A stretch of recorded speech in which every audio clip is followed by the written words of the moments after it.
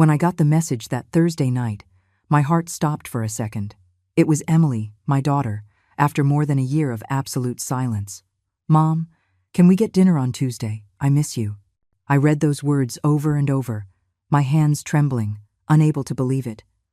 How could one little text message light up all the darkness that had settled into my life since she decided I no longer deserved her love? But when I got to her house, something unexpected happened. But before we continue, make sure you're already subscribed to the channel and write in the comments, where are you watching this video from? We love to know how far our stories are reaching. My name is Elizabeth. I'm 58 years old, and exactly 1 year ago, my only daughter decided to cut me out of her life. There was no big fight, no definitive moment I can point to as the beginning of the end. It was a gradual, silent pulling away. Until one day the calls stopped being answered and the texts were left unread.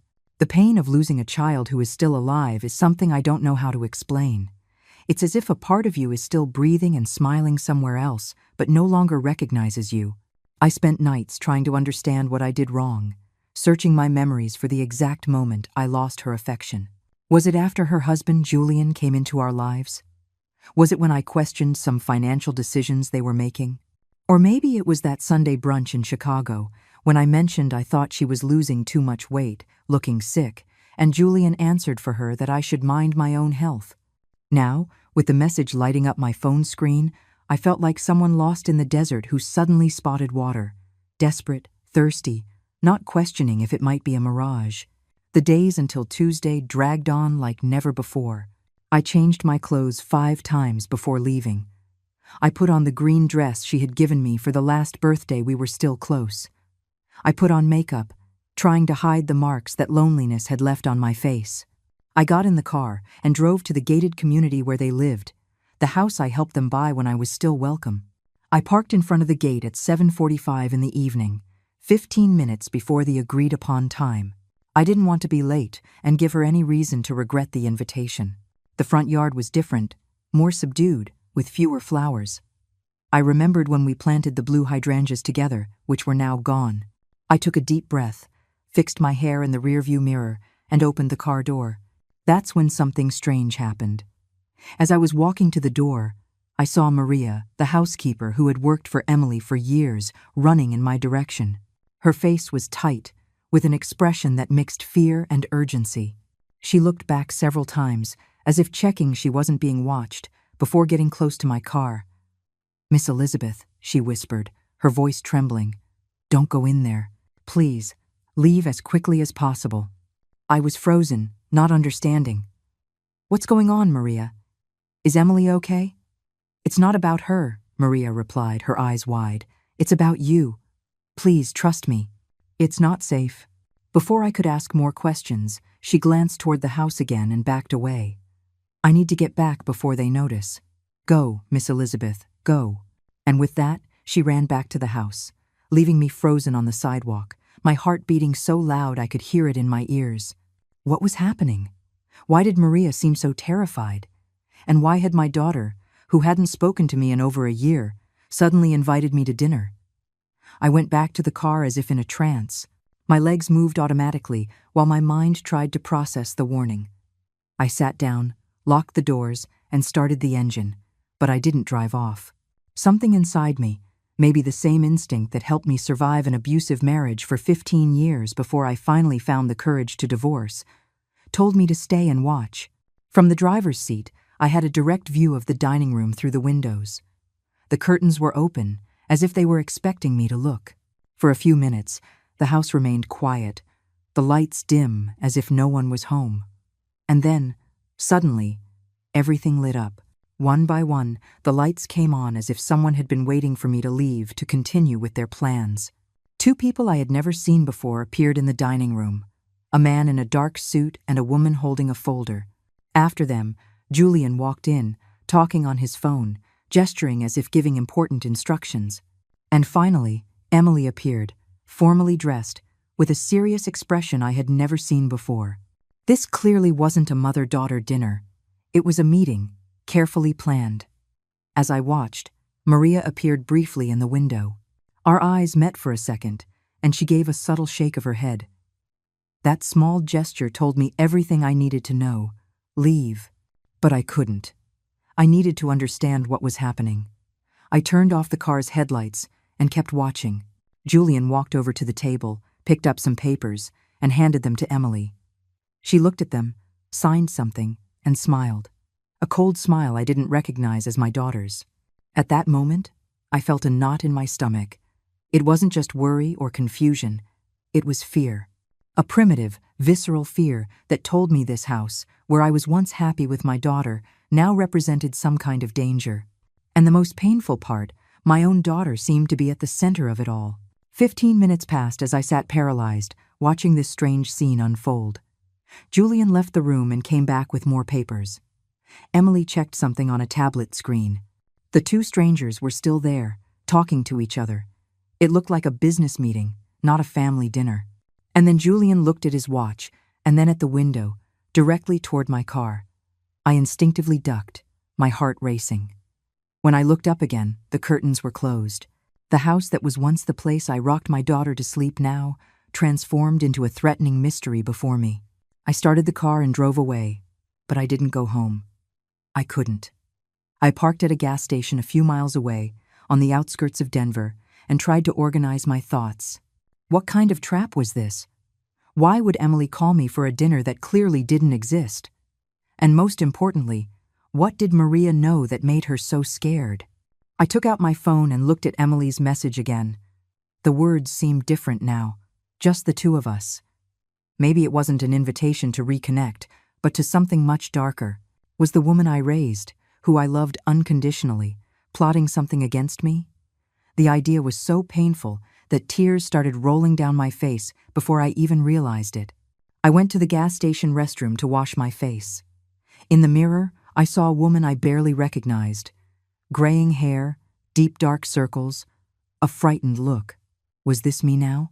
Is this what the pain of losing my daughter had turned me into? I leaned on the sink and took a deep breath. I couldn't fall apart. I needed to find out what was going on. Back in the car, I realized I had a missed call. It was from an unknown number. Seconds later, the phone vibrated with a message. "Miss Elizabeth, it's me, Maria. We need to talk. Tomorrow, at noon, at the coffee shop in the main bus terminal. It's important. Don't tell anyone." That night, I couldn't sleep. Every time I closed my eyes, I saw Emily's face signing those papers. Julian looking at his watch. The look of terror in Maria's eyes. What were they planning? And why would my own daughter be involved in something against me? When the sun began to rise, I was still awake, sitting on the balcony of my small apartment, looking out at the city of Austin as it woke up. The people in the streets seemed so normal, so oblivious to the turmoil happening in my life. What would it be like to wake up without the weight of knowing that the person you love most in the world might want to hurt you? As the clock ticked toward noon, a determination grew inside me. I would go to that meeting with Maria and find out the truth, no matter how painful. Because the uncertainty, I realized, was even more unbearable than any truth. The bus terminal was busy as always. People rushing to catch their buses, families saying goodbye, teenagers with huge backpacks waiting for their rides. I felt out of place there, a middle-aged woman alone, looking for answers to questions I didn't even know how to form. The coffee shop was in a secluded corner, a small place with formica tables and plastic chairs. I chose a table where I could see the entrance and ordered a coffee I knew I wouldn't be able to drink. My stomach was in knots. At 12:10, Maria walked in. She was dressed simply, a dark jacket and a scarf partially covering her face. Her eyes darted around nervously, scanning every corner of the place before heading to my table. "Miss Elizabeth," she whispered, sitting down quickly. "Thank you for coming." "Maria, for God's sake, tell me what's going on," I pleaded, holding her trembling hands across the table. "Why did you stop me from going in yesterday? What is Emily planning?" She glanced around, as if afraid of being watched, and lowered her voice even more. "It's not just Emily, Miss Elizabeth. It's Julian. He's controlling everything." A chill ran down my spine. From the beginning, I never fully trusted Julian. There was something about him, a calculating coldness behind the charming smile. But Emily was so in love, She never wanted to hear my concerns. Controls how? I asked. Maria took a deep breath. For months, I've seen strange things happening in that house. Mr. Julian, he isolates Emily. First it was her friends, then her family. You were the last one to be pushed away. But it was Emily who stopped talking to me, I argued, confused. No, Miss Elizabeth. It was him who convinced her that you were trying to control her life, that you didn't respect her choices. He twists everything. He makes Emily believe everyone is against her, that only he protects her. Maria paused, her eyes wet. She's losing weight because he even controls what she eats. He says she needs to stay in shape, that nobody likes fat women. I felt nauseous. The pieces were starting to fit. The gradual distance, the changes in Emily's behavior, the way she started repeating phrases that sounded rehearsed. And the dinner yesterday? Why invite me? Maria lowered her voice even more. I heard a conversation between them. Mr. Julian said they needed your signature on some documents, something about the house you helped buy and some stocks that Emily's dad left her, things you still have some control over. The condo I helped Emily finance when she got married was still partially in my name, and the stocks my ex-husband, Emily's father, left when he passed away. I was the administrator until she turned 35, which would be in just a few months. Were they going to make me sign papers to transfer everything to them? Not just that. Maria hesitated, her eyes fixed on mine. I heard Mr. Julian talking to a man on the phone. He said, after Tuesday, everything will be ours and no one will question it. The old woman won't be in the way anymore. My blood ran cold. The old woman. Is that how Julian referred to me when he thought no one was listening? The idea that my son-in-law and my own daughter were conspiring to take my assets was devastating. But there was something else in Maria's words. Something she wasn't saying. There's more, isn't there, Maria? She nodded slowly, a tear rolling down her face. Miss Elizabeth, I think they wanted to hurt you. I heard Julian talking about an accident, that it would be easy to make it look like you slipped on the stairs after drinking wine at dinner. The coffee shop started to spin around me. My own daughter, contemplating my death? No, it couldn't be. That was too insane. Emily would never agree to that, I said, more to myself than to Maria. Emily isn't the same anymore, Miss Elizabeth. He manipulates her. She does everything he says. It's like she's hypnotized. I sat in silence, trying to process it all. Part of me wanted to deny it, to say it was impossible. But another part knew Maria had no reason to make up something so horrible. Why are you telling me this, Maria? Why risk yourself like this? Her eyes met mine, filled with determination. Because Emily was a good girl before him. I watched her grow up, remember? I worked for you all since she was 12, her voice broke. And because my sister died at the hands of a man like Mr. Julian. A man who controlled everything, who isolated her from everyone, who made her believe the world was a terrible place and only he could protect her. I felt a lump in my throat. Maria was risking her job, maybe even her safety, to warn me. Do you have proof of anything? Anything that can help us? She nodded and took a small recorder from her purse. I recorded some conversations and took pictures of documents I found in his office. They're preparing everything for after Tuesday. Wills, transfers, everything. I took the recorder with shaky hands. Maria, do you realize this is criminal? We need to go to the police. No, she exclaimed, scared. Not yet. Mr. Julian has friends on the force. He's always bragging about how easy it is to make things disappear when you know the right people. Then what do we do? Maria leaned forward. First, you need to protect yourself. You can't go back to your apartment. They know where you live. They know your routine. We need you to stay somewhere safe while we figure out more. And Emily? We can't just leave her with him. I'll keep an eye on her, Miss Elizabeth. If he tries anything. She didn't finish the sentence, but I saw the worry in her eyes. For now, the important thing is to keep you safe. I looked out the coffee shop window, at the people passing by, oblivious to the terror I was living. How could I just disappear? Abandon my life, my home, my job at the small bookstore I managed in Boulder? And how could I leave Emily behind, even if she was involved in something so terrible against me. I have a cousin who lives out in the country, Maria said. Near Santa Fe. We can say you went to visit her. No one will look for you there. The idea of running, of hiding, was almost as terrifying as the revelations I had just heard. What if I try to talk to Emily? Alone, without Julian? Maybe she… Miss Elizabeth, Maria interrupted, her voice firm. You don't understand. She won't choose you. Not right now. He has complete control over her. Her words hit me like a punch. The truth I didn't want to face. I had already lost my daughter. Not when she stopped talking to me a year ago, but long before, when that man entered our lives and began to weave his web of manipulation. I'll go to your cousin's house, I finally decided. But not to hide, to think, to plan how we're going to save Emily. Maria nodded, visibly relieved. That's for the best, Miss Elizabeth. I'll keep watch here and keep you informed. We're going to get Emily out of this. When we left the coffee shop, the world seemed different, more threatening. The noon sun no longer felt warm, and the faces of the people around me seemed like masks hiding unknown intentions. I was about to leave behind everything I knew, fleeing from a danger that came from the person I loved most in the world. I looked at Maria one last time before we parted. Take care of yourself, and watch over my daughter. Always, Miss Elizabeth. I walked to my car, feeling the weight of the recorder in my jacket pocket. That small object held the truth that could destroy my family forever, but it could also be the key to saving my daughter from a monster who was consuming her from the inside.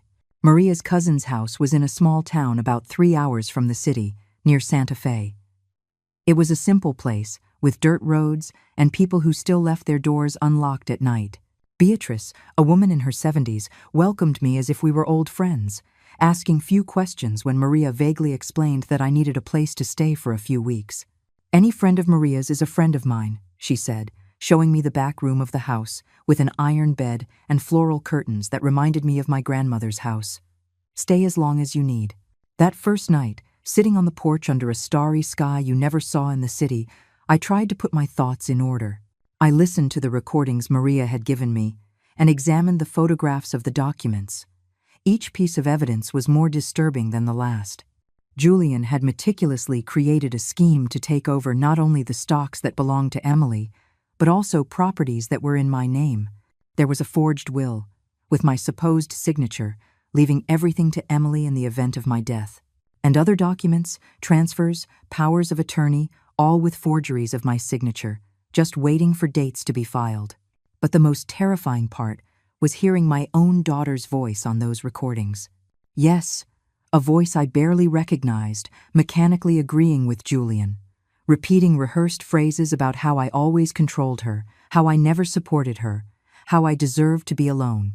It was like hearing his words coming out of her mouth, as if he were a ventriloquist, and she, his puppet. The next morning, I picked up my phone to call Benjamin, my lawyer and lifelong friend. But I hesitated. What if Julian was monitoring my calls? What if he found out where I was? I decided to be more cautious. I used the landline at Beatrice's house to call from a number Julian wouldn't know. Elizabeth? Benjamin answered, surprised. Where are you? I've called your cell several times. I needed to get out of town for a few days, I answered vaguely. Benjamin, I need your help, but it has to be discreet. I explained the situation as concisely as possible, without going into detail over the phone.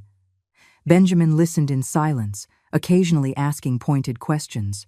This is serious, Elizabeth, he said finally. If you have proof of what you're saying, we need to go to the police immediately. Not yet, I replied, remembering Maria's warning. Julian has contacts. We need to be strategic. So, what do you suggest? I need more concrete evidence, something that can't be ignored or covered up. Benjamin was silent for a few seconds. I have a friend with the feds, someone outside the local circle. I can talk to him, without mentioning names yet. Do that, I agreed. In the meantime, I need you to do something for me. Go to my apartment and look for a blue folder in the back of my closet. There are important documents in there. Is your spare key still in the same place? Yes, with Mrs. Davis in 302. In the following days, I settled into a routine at Beatrice's house. During the day, I helped with chores to keep my mind busy. At night, I went over the evidence, taking notes, connecting the dots. Maria sent me short messages from a prepaid phone, updating me on the situation at the house. Julian is nervous, asking about you. Emily seems confused. I heard an argument. He's making strange calls. He mentions Plan B. Each message increased my anxiety. What was this Plan B? And how was Emily reacting to my disappearance? Part of me wanted to run back, confront them, demand explanations. But another part knew that would be suicide. If they were really planning to kill me, showing up without a plan would only speed up the process. On the fourth day, Benjamin called me. I managed to talk to my contact at the feds. He's interested in the case, but he needs more details. And, Elizabeth, I went to your apartment. The tone of his voice alarmed me. What happened? Someone was there. The place was tossed. The blue folder. I couldn't find it. My blood ran cold. The folder contained original documents for the properties, the stocks, legitimate wills. It was my insurance in case anything happened to me. They're one step ahead of us, I murmured. Is there more? Benjamin continued. There's an investigation into you. What? What kind of investigation? It seems someone reported irregularities at the bookstore. Tax evasion, money laundering. It's completely absurd, but it's in motion. Julian's strategy was becoming clear. If I showed up, it would be to face criminal charges. A public scandal that would make it easier to take everything I had built. And Emily? Did you manage to talk to her? Benjamin sighed. I tried. She's not answering my calls. I went to her house, and the security guard wouldn't let me in. Said she wasn't receiving visitors. The situation was getting worse faster than I imagined. They weren't just trying to erase my financial existence, but my reputation as well. It was a perfect trap. If I stayed hidden, I'd lose everything. If I showed up, I'd be arrested. We need to act faster, I decided. Your contact with the feds? Can he start an investigation without alerting the local police? Possibly, but he'd need concrete proof. I have recordings, photographs of documents. Is that enough to start? Maybe. I'll check. When I hung up, I realized Beatrice was at the kitchen door, watching me with concern. Serious problems, aren't they? She asked, sitting at the table with me. I nodded, not going into detail. She took my hands in hers, wrinkled by time and work. You know, dear, when I was young, my husband used to hit me. Every day. For anything. I thought I deserved it. That's just how things were. Until one day, he hit our son. That's when I realized. It wasn't about me. It was about him. About the power he wanted to have over us. I looked at her, surprised by the sudden confession. What I'm saying, she continued, is that sometimes we need to see someone we love get hurt to understand that we're being hurt too. Your daughter is in danger, isn't she? Yes, I admitted. But she doesn't see it, because he won't let her see. That's how they work. They isolate, they control, they make the person doubt their own judgment. And by the time you finally wake up, it's already too late. How did you escape? Beatrice's face lit up with a sad smile. I didn't escape. He died. Had a heart attack during one of his fits of rage. God has a peculiar sense of humor, doesn't he? She stood up, adjusting her apron. But you can still save your daughter and yourself. When she left, I stayed, thinking about her words. Maybe Beatrice was right. Maybe the problem had never been between Emily and me. It was Julian who had created this divide, feeding it with lies and manipulation. And if my daughter was repeating those horrible phrases about me, it wasn't because she believed them, but because he had programmed her to say them. That night, I got a message from Maria that changed everything. He's planning to take her. I heard him talking about a house overseas. He says the two of you will never see each other again. Take her? Where? Why? The questions swirled in my mind. If Julian managed to get Emily out of the country, I really might never see her again. And if he had already managed to transform her so much in just 2 years, what would he do when he had her completely isolated, with no one to question him? I couldn't wait any longer. I couldn't trust the legal system to act in time. My daughter was in immediate danger, even if she didn't realize it. I needed to get her out of Julian's grasp before it was too late. I grabbed my phone and called Benjamin. "Change of plans," I said as soon as he answered. "We're not waiting for the formal investigation. We need to act now. What do you have in mind?" "An extraction," I replied, surprised by the firmness in my own voice. "We're going to get my daughter out of that house, and you're going to help me." The next 2 days were spent developing a plan that, under normal circumstances, I would consider insane. But nothing had been normal for a long time. Benjamin, initially reluctant, ended up agreeing that we couldn't wait for the slow legal process, especially with Julian's threat of taking Emily out of the country. "You understand this could go wrong in so many ways, right?" He warned me during one of our calls on the prepaid phone Beatrice had lent me. "I understand," I replied. "But standing by while my daughter disappears forever would be much worse." Benjamin had contacts. One of them was Marcus, an ex-cop who now worked as a private investigator in Detroit. Another was Sarah, a psychologist specializing in victims of abusive relationships. They both agreed to help, more out of friendship for Benjamin than belief in my story. But that didn't matter. What I needed were competent people, not conviction. The plan was relatively simple.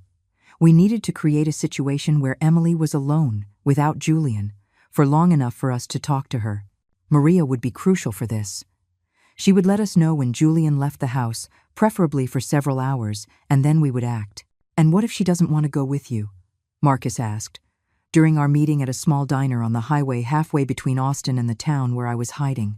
"She doesn't need to want to," Sarah explained. "In cases of severe psychological manipulation, the victim rarely recognizes their situation. Our mission is to create an interruption in the control, to allow her to think for herself, even if just for a few hours." "And if he comes back while we're there?" I questioned, feeling a chill down my spine just thinking about it. "I'll be prepared," Marcus replied, not elaborating, but his tone made me believe he knew how to handle men like Julian. The opportunity came 3 days later. Maria sent me a message at 9 o'clock in the morning. "He's going to Miami today. Business meeting. Flight at 11 o'clock.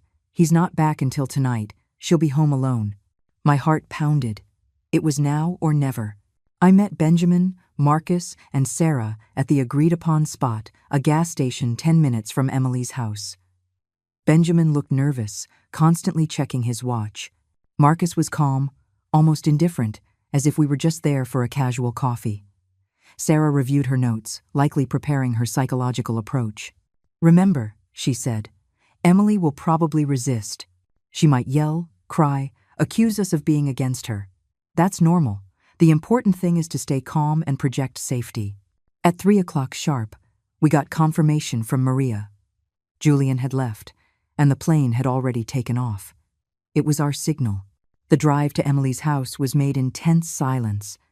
Everyone in the car seemed lost in their own thoughts. I was trying to imagine what it would be like to see my daughter again after so long, and under such strange circumstances. We reached the gated community.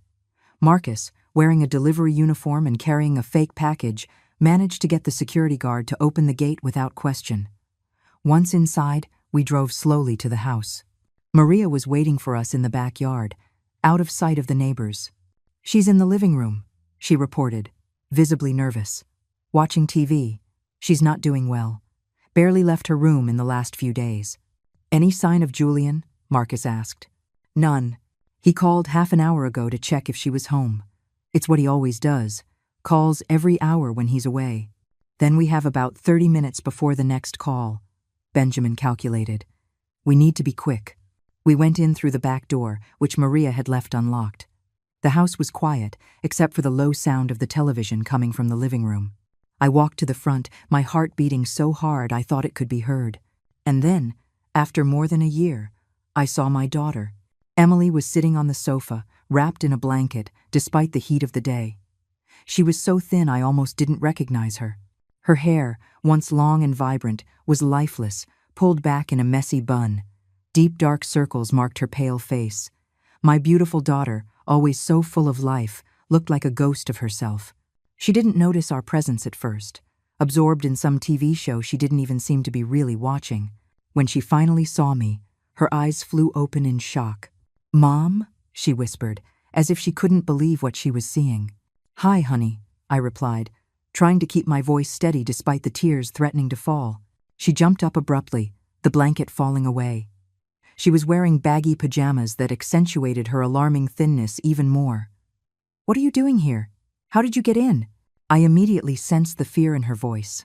It wasn't just surprise. It was panic. We need to talk, Emily, I said, taking a step toward her. I'm worried about you. She backed away, looking nervously at the strangers with me. You can't be here. Julian will be back soon. You have to leave. Your husband is in Miami, Marcus informed her calmly. He won't be back until tonight. The panic in Emily's eyes intensified. How do you know that? Are you spying on me? I'm calling the police. She frantically looked for her phone, but Maria had already removed it from the room, just as we planned. Sarah stepped forward, her voice soft and controlled. Emily, my name is Sarah. I'm a psychologist, and I'm here to help. We're not here to hurt you. We just want to talk. I don't need help, Emily replied automatically, as if repeating something she'd heard many times. I'm perfectly fine. You're the ones with the problem, always interfering in my life. The words hit me like daggers. But Sarah had prepared me for this. They were Julian's words, not Emily's. Honey, I tried again. You invited me to dinner, remember? Last Tuesday, you sent me a message. Emily looked confused for a moment. I didn't send anything. Yes, you did, I insisted, showing her the message on my phone. She stared at the screen, the confusion even more evident. That's my number, but I didn't write that. It was Julian, wasn't it? I asked gently. He took your phone and sent that message pretending to be you. Emily opened her mouth to deny it, but then closed it again, as if something was clicking in her mind. He said it would be good for us to reconcile, that he sensed I was sad about not talking to you anymore. But later he said you canceled, that you didn't want to see me. I was there, Emily, at the agreed-upon time. But Maria stopped me from coming in because she heard Julian planning something against me. Emily looked at Maria, who nodded silently. It's true, child. I heard him talking about making it look like an accident, about how you would inherit everything after your mom fell down the stairs. No, Emily murmured, shaking her head. He wouldn't do that. He loves me. He protects me. Protect you from what, Emily? Sarah asked, her voice still calm. From the world? From the people who love you? Look at yourself. Are you happy? Are you healthy? Or are you scared all the time? Emily started to cry, her shoulders shaking under the weight of the questions. I wanted to run to her, hug her, tell her everything would be okay. But Sarah had been clear. We needed to maintain emotional distance in this first moment. Emily needed to process. He says you don't understand me, she sobbed, that you want to control me, that only he knows what's best for me. And do you believe that?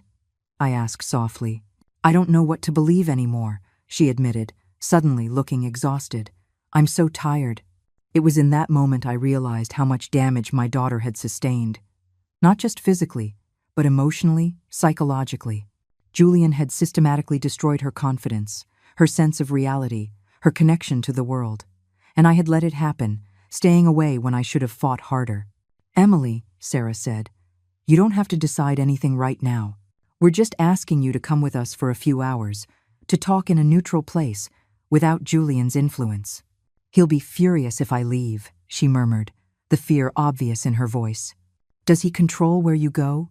Marcus asked, his tone professional, but his eyes revealing indignation. Emily hesitated, as if realizing for the first time how absurd the situation was. He says it's for my safety, that there are people who want to hurt us. People like your mother? Benjamin questioned, speaking for the first time. Emily looked at me, and I saw something in her eyes I hadn't seen in a long time. Doubt. Not about me, but about the lies she had believed, he said. He said you wanted to keep me away from him because you were jealous, because I had a perfect marriage and you failed at yours. I took a deep breath, feeling the sting of those words, but understanding they weren't really hers. Emily, your father and I separated because he cheated on me. You know that. And I have never, ever wanted anything but your happiness. If Julian truly made you happy, I would be the first to support you. But he doesn't make you happy, does he? Sarah continued, seizing the moment of vulnerability. You're more isolated, thinner, and more scared every day. Emily's tears were flowing freely now. He says I'm fat, that no one will want me if I don't take care of myself, that I should be grateful he accepts me like this. My heart broke hearing that. My beautiful daughter, always so self-assured, reduced to doubting even her appearance. Emily, Maria said, approaching cautiously, Mr. Julian is not who you think he is. He's manipulating you, just like he manipulated your mother's documents. What documents? Emily asked, confused. Benjamin took some copies of the forgeries Maria had photographed from his briefcase. These, your signature and your mother's, forged. Part of a plan to take control of the properties, the stocks, everything. Emily examined the papers, her confusion giving way to shock. This is my signature, but I never signed these documents. And this is my signature, I added, on documents I've never seen. Suddenly, the landline in the house rang, making us all jump. The clock on the wall read 1:30 in the afternoon, the time for Julian's check-in call. It's him, Emily whispered, the panic returning. If I don't answer it, Sarah instructed. Act normally. Say everything is fine. Emily hesitated, looking at all of us, clearly torn. Finally, with trembling hands, she picked up the phone. Hi, love, she said, trying to sound casual, but her voice was tight. Yes, I'm home. No, nothing different. Yes, I'm following the meal plan. No visitors. She paused, looking at us with growing alarm. No, I'm not hiding anything. Yes, I'm alone. Only Maria is here. Another, longer pause. Julian, I'm not lying. Please don't talk like that. No, I'm not crying. The desperation in her voice was palpable. Julian clearly sensed something was wrong, even over the phone. We need to go now, Marcus muttered, sensing the situation. Emily, I whispered. Come with us, please. She looked at me, the phone still at her ear, silent tears rolling down her face. Then, in a moment of clarity that gave me hope, she spoke into the phone. Julian, I have to go. I'm not feeling well. And she hung up, ignoring the immediate ringing that followed. He's going to call the security guard, she said, quickly grabbing a purse. We have to go before he locks the gates. There was no time to celebrate this small victory. We left quickly through the back, exactly as we came in. Marcus went to get the car while we waited in the yard, tense, listening for any movement. He's going to find me, Emily murmured, hugging herself. He always finds me. Not this time, I promised, finally allowing myself to touch her arm. This time I'm here, and I'm not going to let him hurt you again. When the car arrived, we got in quickly. Marcus drove fast, but not so fast as to draw attention. In the rearview mirror, I saw the community's security guard coming out of his booth, looking around, probably looking for Emily at Julian's request. We were on the highway when Maria's phone rang. She answered, her face pale. Mr. Julian. No, I don't know where she is. I went out to do the shopping. She hung up, trembling. He's furious. He's catching the first flight back. How much time do we have? Benjamin asked. 2, maybe 3 hours, if he gets a flight immediately. It wasn't much time, but it would have to be enough. I looked at Emily, sitting next to me, looking both relieved and terrified. She had taken the first step, the hardest one, but the battle was just beginning. Where are we going? She asked, her voice small. To a safe place, I replied, holding her hand, a place where he can't reach you. And as the car continued down the highway, taking us far away from that house of horrors, I felt a mix of fear and determination. Julian would come after us, with all his rage and resources. But I wouldn't back down. Not this time. My daughter needed me, and I would be there for her, no matter the cost. The safe place was a small farmhouse belonging to Marcus's family, about 60 miles from the city. It was isolated enough to give us privacy, but close enough to civilization not to be completely vulnerable. The main house was simple, with 3 bedrooms, a large living room, and a rustic kitchen. Emily remained silent for most of the trip. Occasionally she'd pick up the phone Maria had given back to her before we left and stare at the screen, but she didn't answer Julian's constant calls. Every time the phone rang, she flinched as if expecting a physical blow. "We can turn it off," Sarah suggested gently. "You don't need to hear his voice right now." Emily hesitated, but ended up handing the device to Sarah, who turned it off and put it in her purse. When we arrived at the farmhouse, it was already getting dark. The sky had that purple color that precedes total darkness, and the first stars were beginning to appear. "Let's go inside," Marcus said, parking the car near the porch. Nobody followed us, but it's better not to stay exposed. The house was clean, but with that distinct smell of places that stay closed for a long time. Marcus turned on the lights and quickly checked the rooms, ensuring we were truly alone. Benjamin went to the kitchen to make coffee, while Sarah led Emily to the living room sofa, speaking to her in a low voice, likely using techniques to calm her. I stood in the middle of the living room, watching my daughter, still trying to process that she was really here, that we had managed to get her out of that house. It seemed unreal, like a dream I was afraid of waking up from. "You two need to talk," Sarah said, getting up. "I'll go help Benjamin in the kitchen." I sat down next to Emily, keeping a respectful distance. She was hunched over, as if trying to take up as little space as possible. Her thin, pale hands twisted nervously in her lap. "How are you feeling?" I asked, knowing it was a stupid question, but not knowing where else to start. She shrugged, a gesture that reminded me so much of the teenager she once was. Confused, scared. "I don't know what I'm doing here." "You're here because part of you knows something is wrong," I replied softly, even if it's hard to admit. Emily looked up at me, and I saw a mixture of anger, fear, and confusion in her eyes. "You hate Julian. You've always hated him, from the beginning." "No, Emily. I distrusted him when I realized how he was changing you, how he was cutting you off from everyone who loved you." "He protects me," she answered automatically, but her voice lacked conviction. "From what, honey? From whom? From your mother who only wants to see you happy? From your friends you haven't seen in over a year? From your life that you gave up for him?" She didn't answer, but I saw tears forming in her eyes. "Emily, look at yourself," I continued, trying not to sound accusatory. "You're so thin I barely recognized you. You're terrified of a phone call from your own husband. You live isolated, with no friends, no family. Is that protection, or is it a prison?" A tear escaped and slid down her cheek. He says it's for my own good.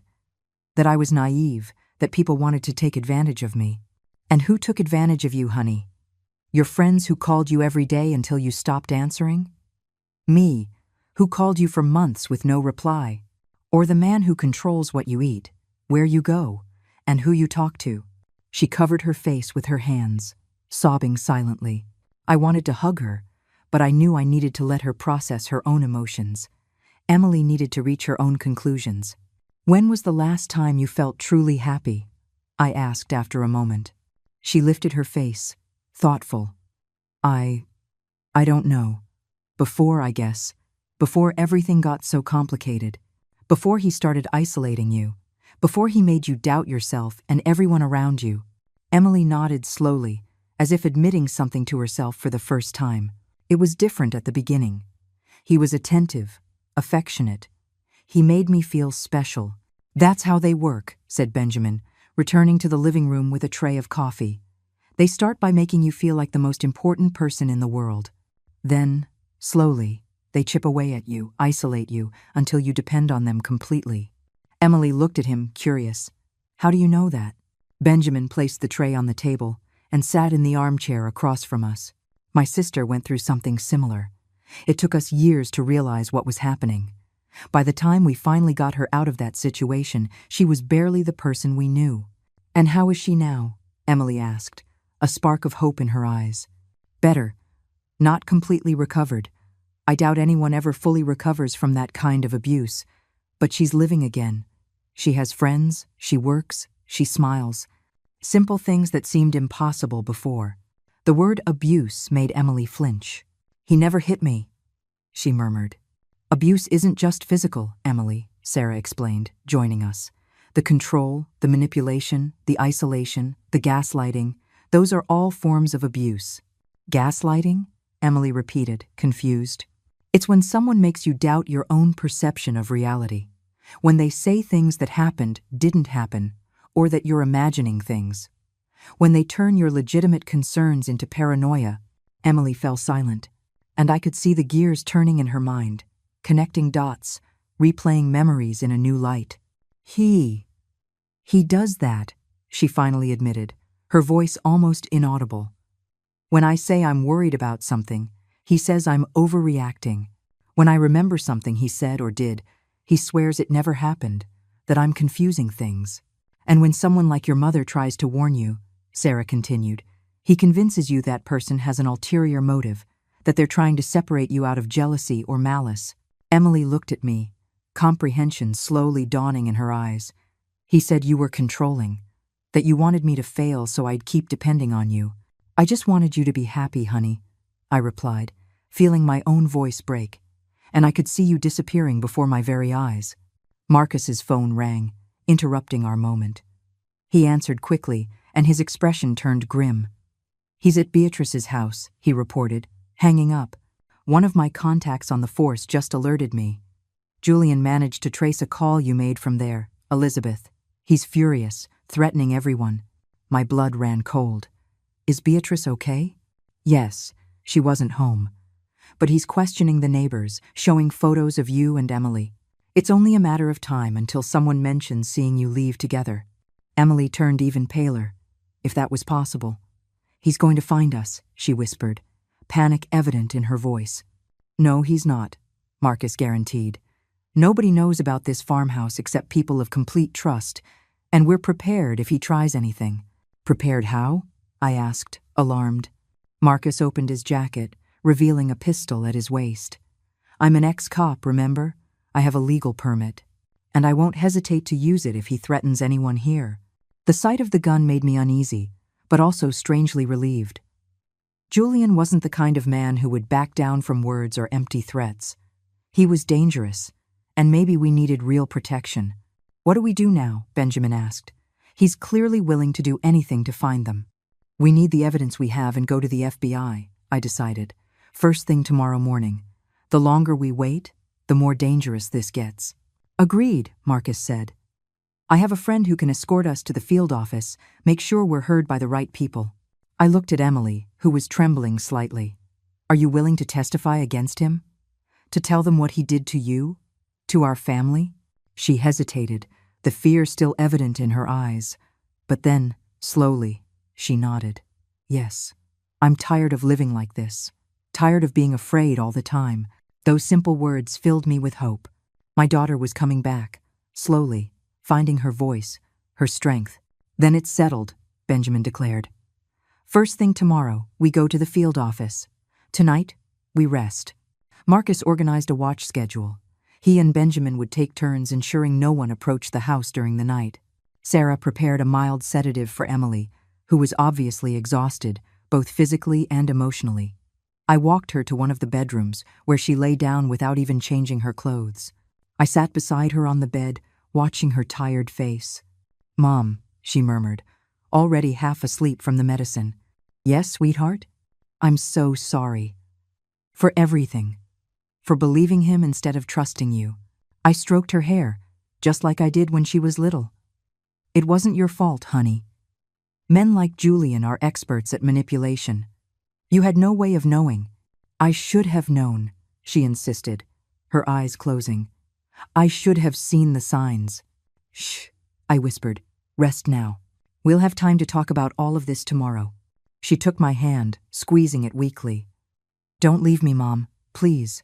Never again, I promised, feeling tears in my eyes. I will never leave you alone again. I stayed by her side until she was fast asleep, her breathing becoming deep and regular. Watching her like that, vulnerable and exhausted, I silently renewed my promise. No one would ever hurt my daughter again. No one would make her feel small or insignificant again. Not Julian. Not any other man. When I was sure she was deeply asleep, I quietly left the room. In the living room, I found Benjamin, Marcus, and Sarah talking in low voices. How is she? Sarah asked. Sleeping, I replied, feeling suddenly exhausted myself.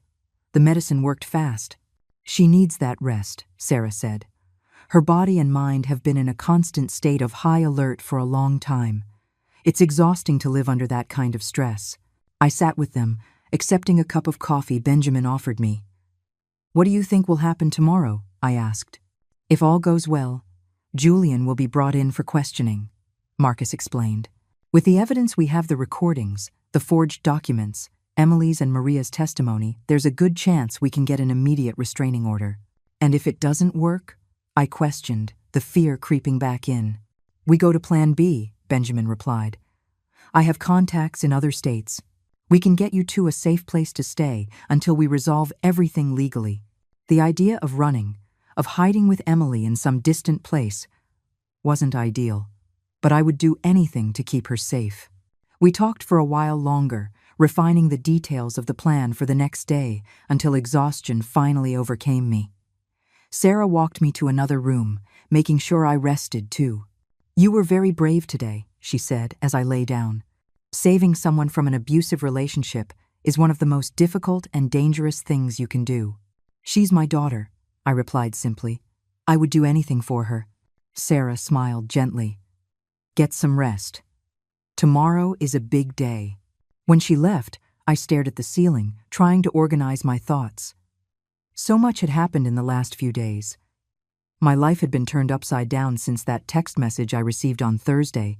It felt like a lifetime ago. I fell asleep thinking about Emily, about the smiling girl she was, and the strong woman I knew she could be again. I dreamed of simpler days, when it was just the two of us against the world, after her father left. Days of laughter in the kitchen, of movies on the sofa, of late-night confessions. I woke up with a start to the sound of breaking glass. For a moment, I was disoriented, not knowing where I was. Then the memory came back in a flash. The farmhouse, the extraction of Emily, the plan for tomorrow. I got up quickly, my heart pounding. The digital clock on the nightstand read 3:17 in the morning. The house was silent, except for muffled voices coming from the living room. I padded cautiously down the dark hallway. The voices became clearer. One was Marcus's, tense and low. The other one. My blood ran cold. It was Julian. "Where are they?" his voice demanded, with a coldness that chilled me to the bone. "I already told you. I don't know what you're talking about," Marcus replied, his voice controlled but firm. "Don't take me for an idiot," Julian growled. "I know Elizabeth took my wife. I know you're helping them, and I know they're here." I stopped at the corner of the hallway, hidden in the shadows. From my position, I could partially see the living room. Marcus was standing, blocking Julian's path. His hand was near his waist, where I knew he kept his pistol. Julian had his back to me, but his posture was aggressive, intimidating. "You're trespassing on private property," Marcus said, still calm. "I suggest you leave before I call the police." Julian laughed, a cold, cruel sound. "The police? You really think they're going to believe you? I have friends at the station. They know my wife is having psychological problems, that her mother is exploiting it to turn her against me." My heart pounded. Julian had already laid the groundwork, building a narrative that made us look like the villains. Typical of an abuser, always one step ahead, always controlling the narrative.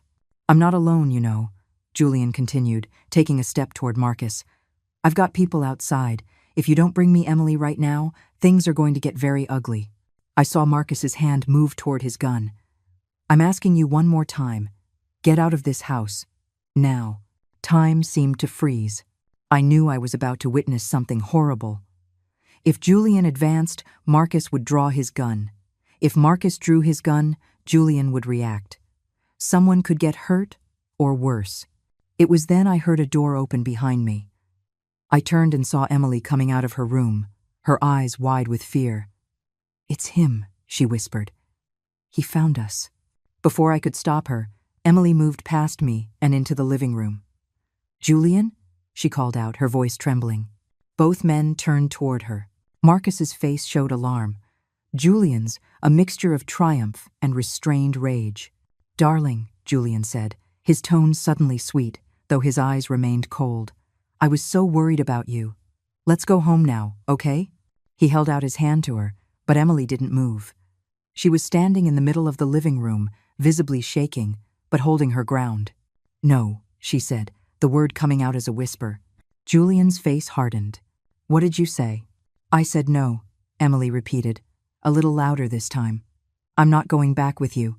I walked into the living room, positioning myself next to Emily. Benjamin and Sarah appeared from other rooms, clearly alerted by the commotion. "You heard my daughter," I said, looking directly at Julian. "She's not going anywhere with you." Julian faced us, his gaze shifting from Emily to me, to the others in the room. For a moment, I thought he was going to attack. Then, unexpectedly, he smiled. "All right," he said, taking a step back. "If that's how you want to play it." He reached into his pocket and pulled out a phone. He dialed a number and spoke briefly. "They're here, all of them." Before any of us could react, bright lights flooded the windows of the living room. Headlights. Several cars. "Like I said," Julian continued, his smile widening, "I didn't come alone." Marcus ran to the window and peeked through a crack in the curtains. "Damn it," he muttered. "There are at least 3 cars out there, and that's a cop car." My heart sank. How had Julian found us? How had he gotten the police on his side so quickly? "See?" Julian said, turning to Emily. "Everyone knows your mother is manipulating you, that she kidnapped you to keep you away from me. They're here to take you home, where you belong." Emily looked at him, fear clear in her eyes, but something else too. Determination. "No," she said again, her voice firmer this time. "I'm not going with you. Ever again." Julian's smile wavered, giving way to a look of naked fury. "You don't have a choice, Sissio. You're my wife. You do what I say. You always have. You always will." At that moment, there was a loud bang on the door. "Police, open up!" Benjamin shot me a desperate look. "What do we do?" "We have the proof," Sarah reminded him. "The recordings, the documents. We're not doing anything wrong here. But will they listen to us?" I questioned, panic starting to rise. If Julian already convinced them we're the villains. Marcus made a quick decision. "We open the door. If we try to resist, it'll make everything worse." He went to the door and opened it. 2 uniformed police officers entered, followed by a man in a suit we assumed was a detective. "What's going on here?" the detective asked, looking around the room. Julian immediately took on the role of the worried husband. "Detective Miller, as I explained, my wife disappeared yesterday. Her mother convinced her to run away. I'm just trying to bring her home." The detective looked at Emily. "Ma'am, is this true? Are you here of your own free will?"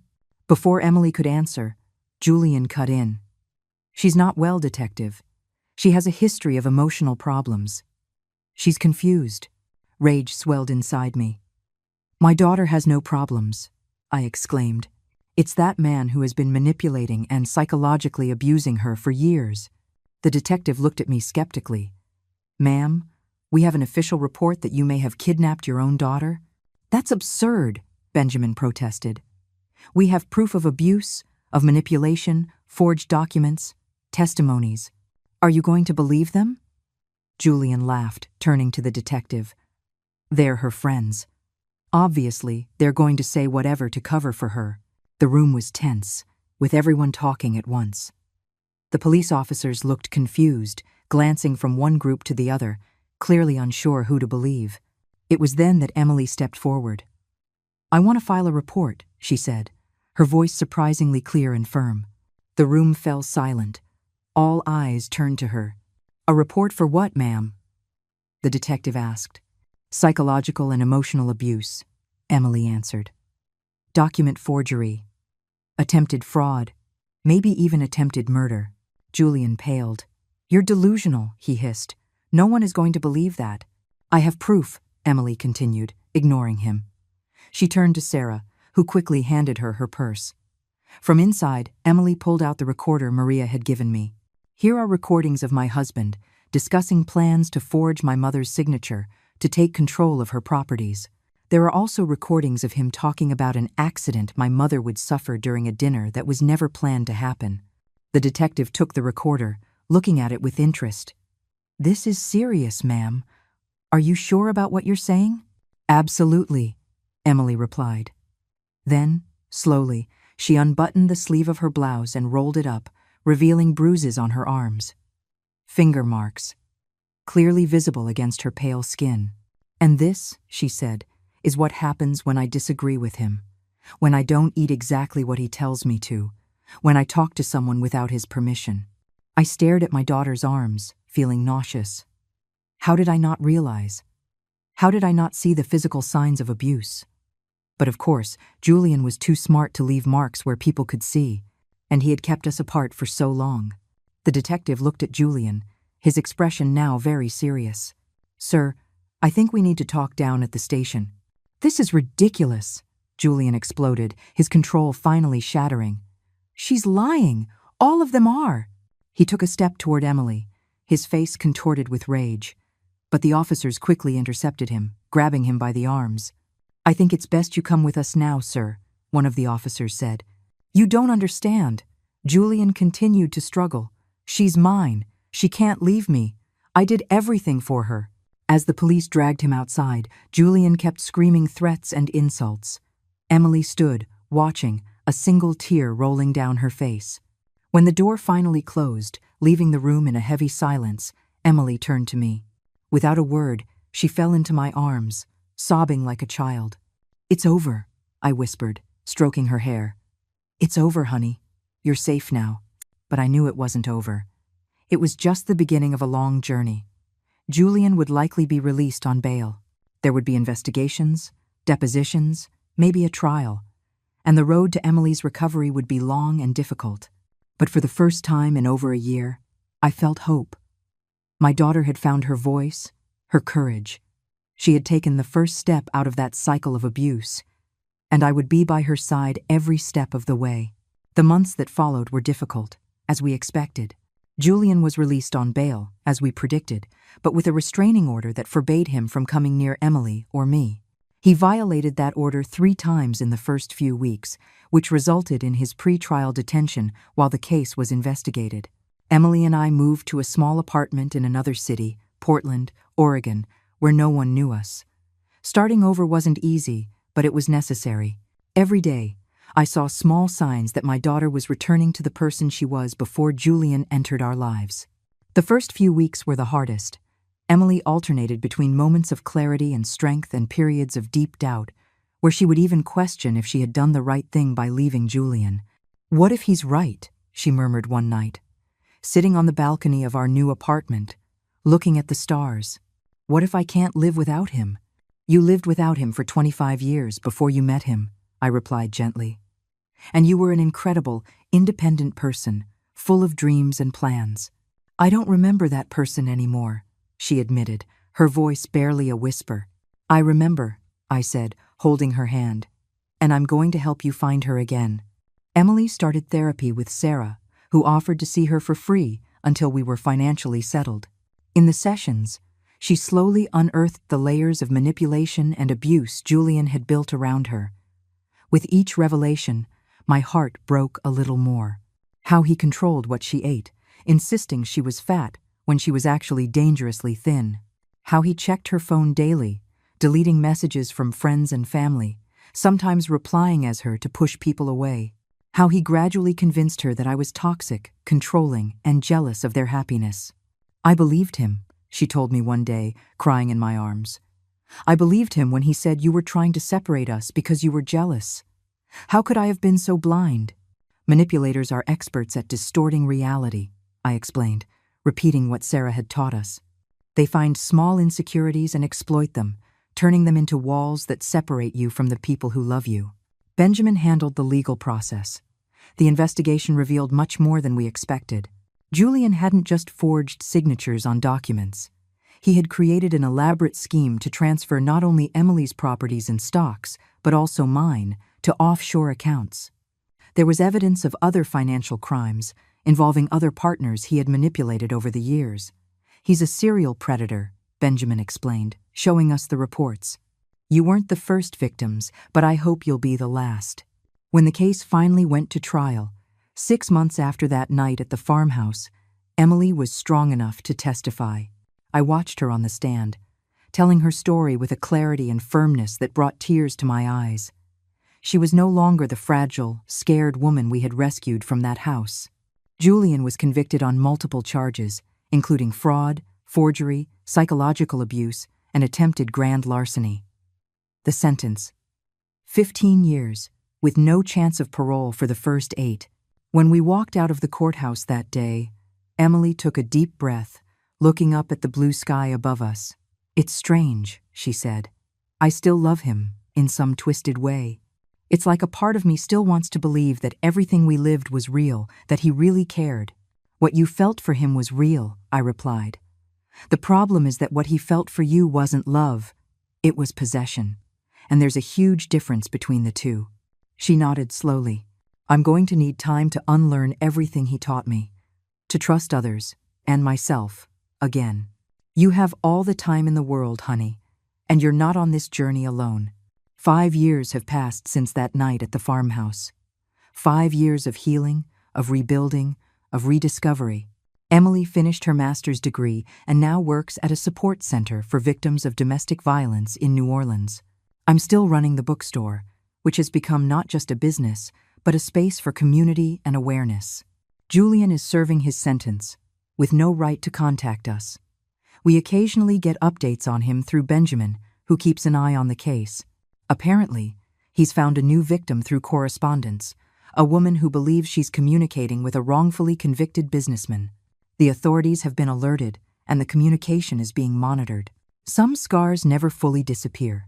There are moments when Emily flinches at a sudden noise, or when her gaze turns distant as something reminds her of those years. There are nights when I still have nightmares about what could have happened if we hadn't acted in time. But there are also moments of pure joy, of freedom, of peace. Like today, on a Sunday afternoon, as we host friends for a barbecue in the backyard of the small townhouse we bought together. Emily is smiling, chatting animatedly with a group, her confidence restored, her inner beauty visible once again for all to see. Maria is here too. She left her job at Julian's house, which was sold to pay indemnities, and now works with us at the bookstore. She and Emily developed a strong friendship, bonded by their shared experience. Benjamin, Marcus, and Sarah became part of our chosen family. We get together regularly, not just to remember the past, but to celebrate the present and plan the future.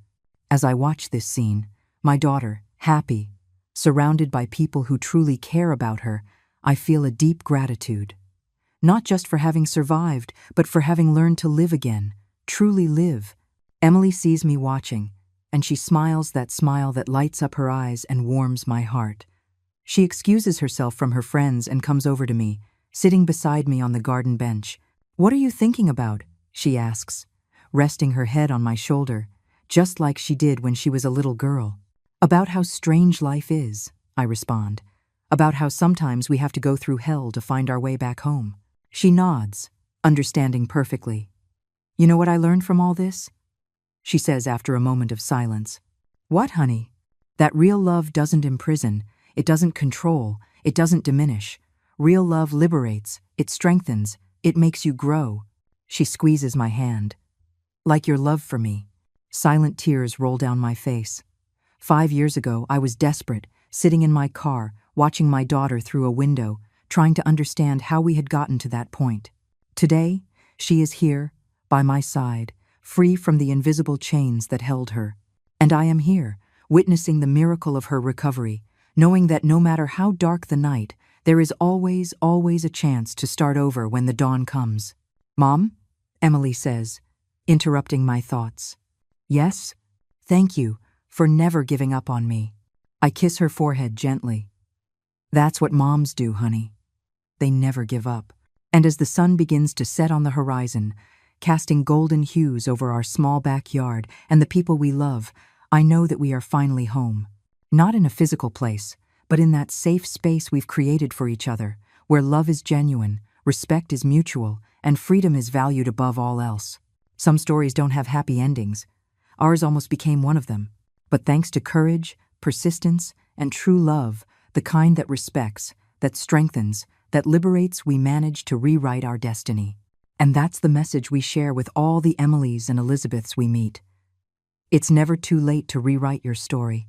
It's never too late to escape the shadows and walk toward the light. It's never too late to come back home. Now, if you liked this story, click subscribe and tell me in the comments which part left your jaw on the floor. Oh, and don't forget to become a member to get access to exclusive videos I don't post here. I'll see you there.